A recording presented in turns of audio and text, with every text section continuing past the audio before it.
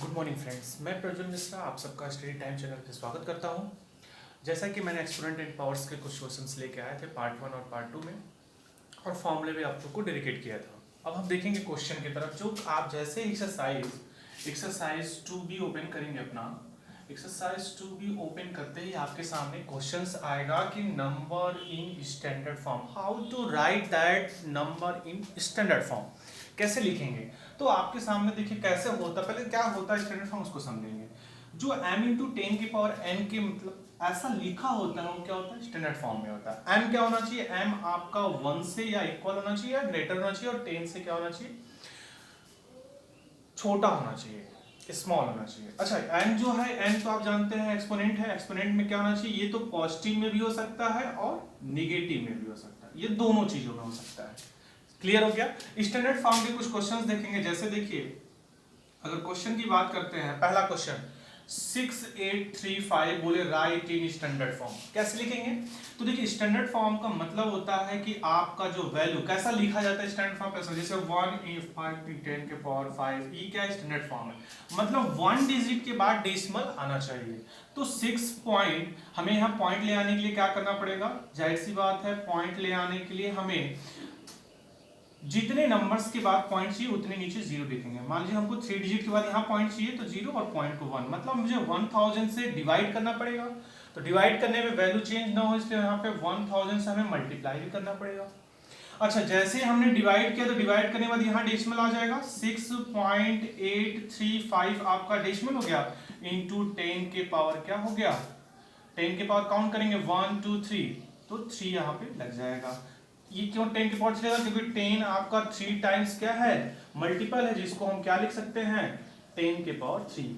1000 को 10 into 3 times लिखते हैं, तो 10 के पावर 3। आपका स्टैंडर्ड फॉर्म क्या आ गया, 6.835, ये आपका स्टैंडर्ड फॉर्म है। आप अपने बुक्स के भी क्वेश्चन देखेंगे, बुक्स में भी आपके क्वेश्चन दिया हुआ है। जैसे पहला क्वेश्चन दिया हुआ है आपका 57.36, देखिए क्वेश्चन यही लिखता हूं 57.36। इस क्वेश्चन को देखिए स्टैंडर्ड फॉर्म में कैसे लिखेंगे, तो यहाँ पे डेसिमल सिर्फ एक डिजिट यहाँ ले आना है, तो 5.736 लाने के लिए हमें बस सिर्फ 10 से डिवाइड करना पड़ेगा, तो यहाँ पे 10 से मल्टीप्लाई भी करना पड़ेगा। तो 10 से ये 10 का डिवाइड करने पर डेसिमल यहाँ से यहाँ आ जाएगा, अभी तो यहाँ है, जब डिवाइड कर देंगे तो 5.736 इंटू 10 के पावर 1 हो जाएगा, और ये आपका क्या हो जाएगा, आंसर हो जाएगा। आई आप समझ सकते हैं और क्वेश्चन को अटेंड कर सकते हैं। ओके,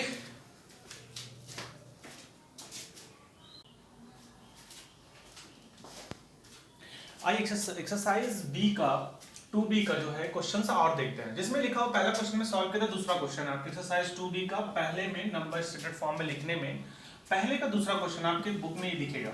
इस क्वेश्चन को भी सेम वैसे ही करेंगे, काउंट करेंगे हमें कितने, 1 डिजिट, ये डिजिट आप हाइड कर लीजिए पहला, उसके बाद काउंट करिए 1 2 3 4 5 6, मतलब कि अगर इसको स्टैंडर्ड फॉर्म में लिखना होगा तो क्या करना पड़ेगा हमें, 1 2 3 4 5 6 के बाद पॉइंट चाहिए, तो मुझे 6 जीरो नीचे लगाने पड़ेंगे, 6 हो गया, और जहां पॉइंट लगाना है उसको 1 मान लेंगे।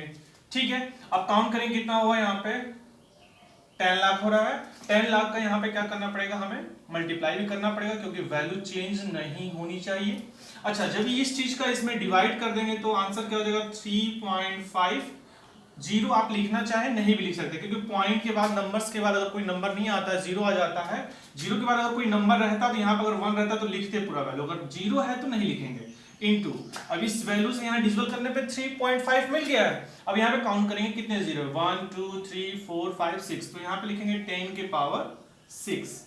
इजी है। अब फास्ट करेंगे थोड़ा, देखिए यहाँ पे डायरेक्ट लिखिए 1.68 इंटू कितने हैं, काउंट करिए, 10 के पावर उतने ही लगा देंगे, 1 2 3 4 5 6 7 8, तो 10 के पावर 8 हो जाएगा। इजी है। डायरेक्ट क्वेश्चन थोड़ा करने की कोशिश करिए शॉर्ट में। यहाँ पे देखिए क्या है, यहाँ पे लिखना है 2.73 इंटू 10 के पावर, तो 10 के पावर क्या आएगा यहाँ पे, 1 2 3 4 5, तो 10 के पावर 5 आंसर हो जाएगा। लेकिन आपका पहले का लास्ट क्वेश्चन जो है उसे देखिए, वो थोड़ा सा टफ है।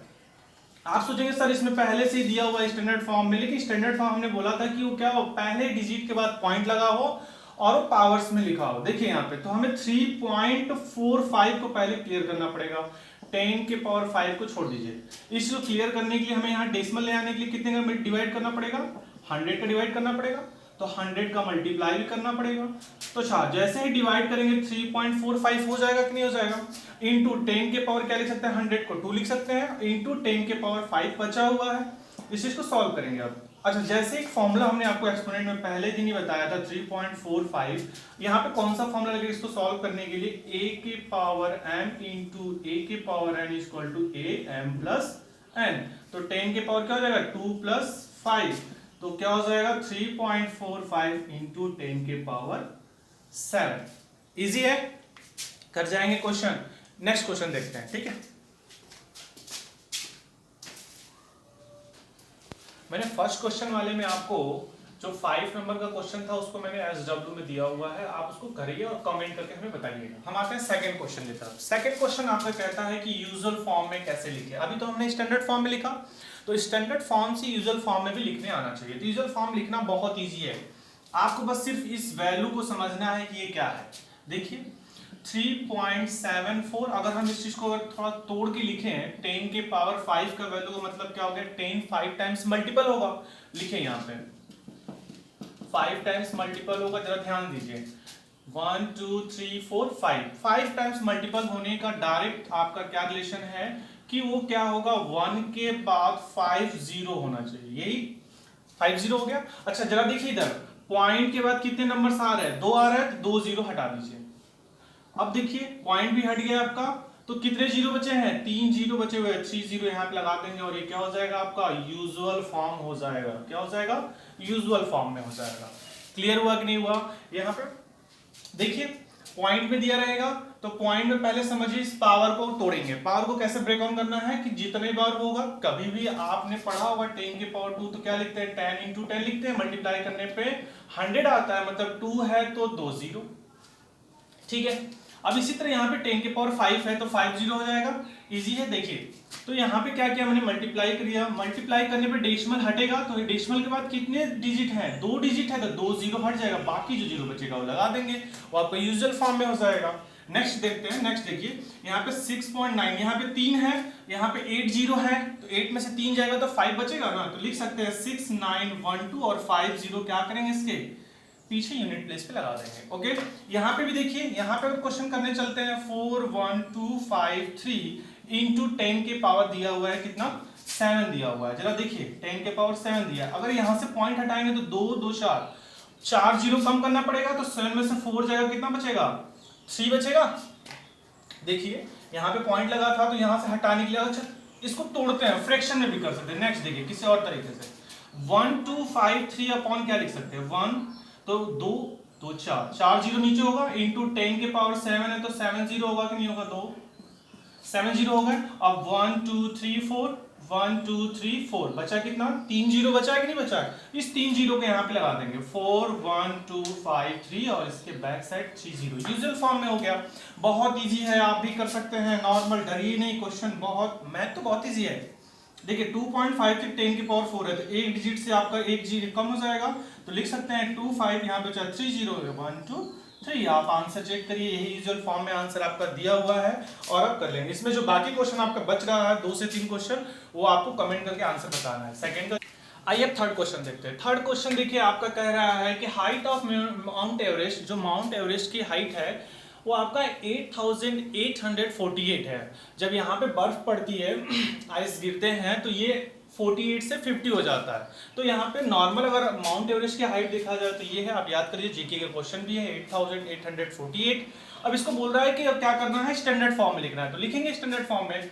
क्या करना है, स्टैंडर्ड फॉर्म में लिखना है। 8848 क्या है, मीटर में है, तो हमें जहां से बात है कि यहाँ पे पॉइंट लगाना पड़ेगा। पॉइंट लगाने के लिए क्या करना पड़ेगा, मुझे उतने ही डिजिट का हमें डिवाइड करना पड़ेगा। कितने डिजिट का, 1 2 3, तो 3 जीरो के बाद 1 लेके मतलब 1000 का हम डिवाइड करेंगे, वैल्यू ना चेंज हो इसलिए 1000 का मल्टीप्लाई भी करेंगे, और मल्टीप्लाई करने के बाद इस ड्यूमिनेटर वाली जो 1000 है इससे डिवाइड करेंगे तो 8.8 848 हो जाएगा इनटू, अच्छा 1000 को ब्रेक डाउन करेंगे तो 10 के पावर 3 लिख सकते हैं, और ये आपका स्टैंडर्ड फॉर्म मीटर में हो गया। बहुत इजी क्वेश्चन है, देखिए 3 स्टेप में ही क्लियर हो गया।